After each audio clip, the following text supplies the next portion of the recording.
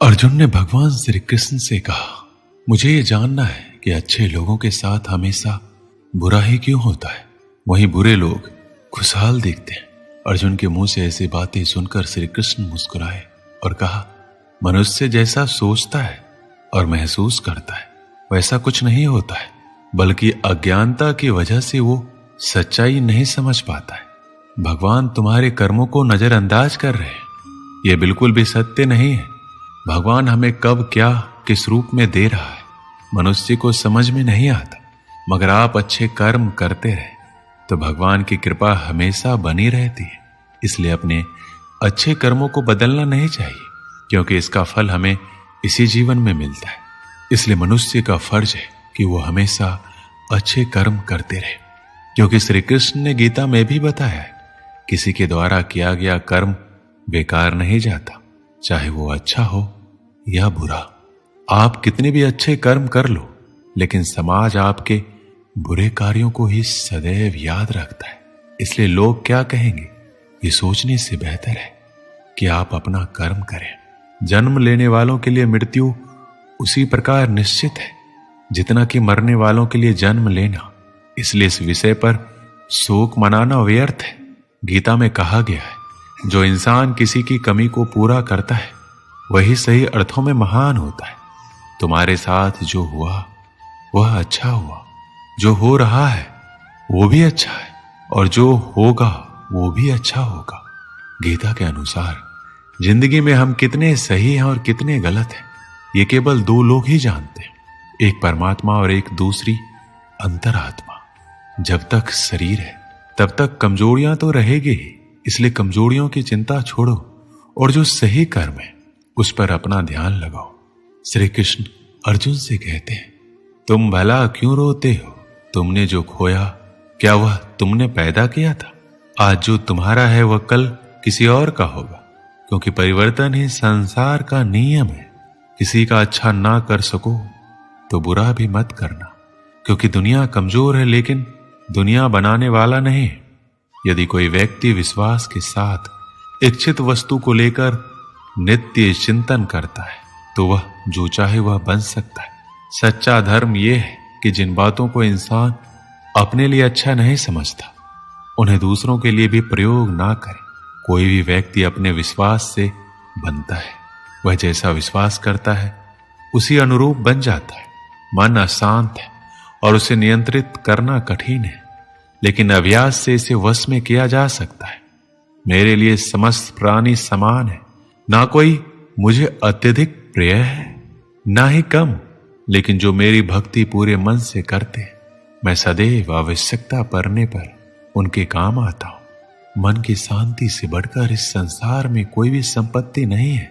जो मनुष्य फल की इच्छा का त्याग करके केवल कर्म पर ध्यान देता है वह अवश्य ही जीवन में सफल होता है। जो व्यक्ति क्रोध करता है उसके मन में भ्रम पैदा होता है, जिससे उसका बौद्धिक तर्क नष्ट हो जाता है और तभी व्यक्ति का धीरे धीरे पतन होने लगता है। जब इंसान की जरूरत बदल जाती है तब इंसान के बात करने का तरीका बदल जाता है। जीवन में सफलता का ताला दो चाबियों से खुलता है, एक कठिन परिश्रम और दूसरा दृढ़ संकल्प। कठिन परिश्रम से बचने के लिए व्यक्ति को भाग्य और ईश्वर का इच्छा जैसे बहानों के बजाय चुनौतियों का सामना करना चाहिए। गीता में कहा गया है, कोई भी अपने कर्म से भाग नहीं सकता, कर्म का फल तो भुगतना ही पड़ता है। मनुष्य को अपने कर्मों के अच्छे और बुरे फल के विषय में सदैव सोचकर चिंताग्रस्त नहीं होना चाहिए। जो मनुष्य प्रतिदिन खाने, सोने और आमोद प्रमोद के कार्यों में लिप्त रहता है वह नियमित तौर पर योगाभ्यास करके समस्त क्लेशों से छुटकारा पा सकता है। जब इंसान अपने काम में आनंद खोज लेते हैं तब वह पूर्णता प्राप्त करते हैं। श्रीमद् भागवत गीता का मुख्य उद्देश्य मानव कल्याण करना है, इसलिए प्रत्येक मनुष्य को सदैव मानव कल्याण की ओर अग्रसरित रहना चाहिए। श्री कृष्ण कहते हैं, माफ करना और शांत रहना सीखिए, ऐसी ताकत आप बन जाओगे कि पहाड़ भी रास्ता देंगे। व्यक्ति को अपनी इंद्रियों को वश में रखने के लिए बुद्धि और मन को नियंत्रित रखना होगा। जो होने वाला है वो होकर ही रहता है और जो नहीं होने वाला है कभी नहीं होता। ऐसा निश्चय जिनकी बुद्धि में होता है, उन्हें चिंता कभी नहीं सताती है। किसी भी व्यक्ति को ना तो समय से पहले और ना ही भाग्य से अधिक कुछ मिलता है, लेकिन उसे सदैव पाने के लिए प्रयत्नशील रहना चाहिए।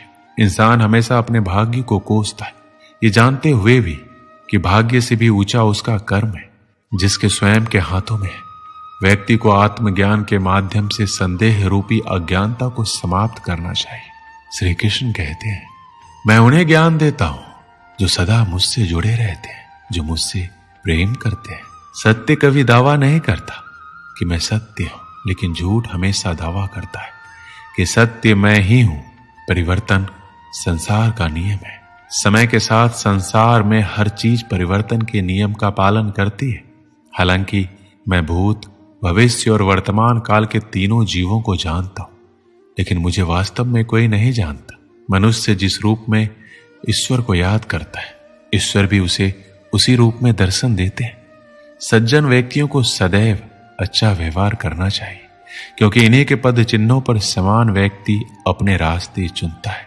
जो मनुष्य जिस देवता की विश्वास के साथ भक्ति करता है, मैं उस व्यक्ति को उसी देवता में दृढ़ता बढ़ा देता हूं। सभी काम छोड़कर बस भगवान में पूर्ण रूप से समर्पित हो जाओ। मैं तुम्हें सभी पापों से मुक्त कर दूंगा। मैं सभी प्राणियों के हृदय में विद्वान हूं। जो व्यक्ति मृत्यु के दौरान मेरा नाम लेता है, वह सदैव मेरे ही धाम को प्राप्त होता है। तुम बिना किसी कारण के चिंता करते और बेवजह घबराते हो। तुम तो आत्मा हो, जिसे ना तो कोई मार सकता है और ना ही जला सकता है। यही जीवन की सच्चाई है, जिसे प्रत्येक व्यक्ति को जानना चाहिए। ना तो ये शरीर तुम्हारा है, ना ही तुम इस शरीर के मालिक हो। ये शरीर 5 तत्वों से बना है, आग, जल, वायु, पृथ्वी और आकाश। एक दिन ये शरीर इन्हीं 5 तत्वों में विलीन हो जाएगा।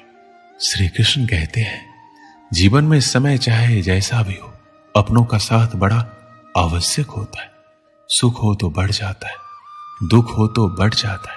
अपनों के साथ समय कब बीत जाता है पता भी नहीं चलता। किंतु सोचिए, यदि आपको ऐसे किसी स्थान पर छोड़ दिया जाए जहां आपका कोई संबंधी ना हो, आपका कोई अपना ना हो, कोई मित्र ना हो, तो क्या होगा? एक एक क्षण कितना लंबा लगने लगेगा। तब तक लगेगा जब तक आप किसी को अपना नहीं बना लेते। अब सवाल ये उठता है, आपका अपना कौन है? वो संबंधी जिसके साथ आप रक्त से जुड़े हैं, या वो मित्र जिसके साथ आप बालपन से पले बड़े हैं, या वो सहकर्मी जिनके साथ आप काम करते हैं? नहीं, अपना वो है जो विपत्ति में काम आए। अपनों की परख समय की कसौटी पर की जाती है। स्मरण रखिएगा, अपनों के साथ समय का पता नहीं चलता, किंतु समय के साथ अपनों का पता अवश्य चलता है। एक गांव में एक पंडित रहता था। उसे अपने व्याकरण ज्ञान पर बड़ा अभिमान था। वह जिससे भी मिलता अपने व्याकरण ज्ञान का बखान करने लगता। एक दिन उसे नदी पार करने दूसरे गांव जाना था। वह नदी किनारे पहुंचा और एक नाव पर बैठ गया। नाविक नाव खेने लगा। अपनी आदत अनुसार पंडित अपने व्याकरण ज्ञान का बखान करने लगा। उसने नाविक से पूछा, क्यों, क्या तुमने व्याकरण पढ़ा है? नाविक अनपढ़ था, बोला, नहीं पंडित जी, मैं तो पढ़ा लिखा ही नहीं हूं। मेरा परिवार तो पीढ़ियों से नाव चला रहा है। पंडित उसे नीचा दिखाकर कहा, ओह, बड़े दुख की बात है, तुमने अपना पूरा जीवन व्यर्थ कर दिया। नाविक को बहुत बुरा लगा, किंतु वह पंडित को कुछ उत्तर नहीं दे पाया। बस चुपचाप नाव खेता रहा। नाव मझधार में पहुंच गई। तभी अचानक तेज तूफान आया और नाव डगमगाने लगी। पंडित डर गया। तब नाविक ने उससे पूछा, पंडित जी, आपको तैरना आता है? घबराए पंडित ने उत्तर दिया, नहीं। तब तो पंडित जी, आपका जीवन व्यर्थ जाने वाला है, क्योंकि नाव भमड़ में फंस गई है और बस डूबने वाली है। यह कहकर नाविक नाव से कूद गया। व्याकरण का पंडित नाव में बैठा रह गया। कुछ ही देर में नाव पलट गई और पंडित पानी में डूबने लगा। उसका सारा व्याकरण का ज्ञान धरा का धरा रह गया। जान बचाने के लिए वह मदद की गुहार करने लगा। तब नाविक ने उसे बचाया और किनारे पर पहुंचाया। पंडित का अभिमान चूर चूर हो चुका था। वह समझ चुका था कि अपने ज्ञान पर अभिमान नहीं करना चाहिए। इस कहानी से हमें क्या सीख मिलती?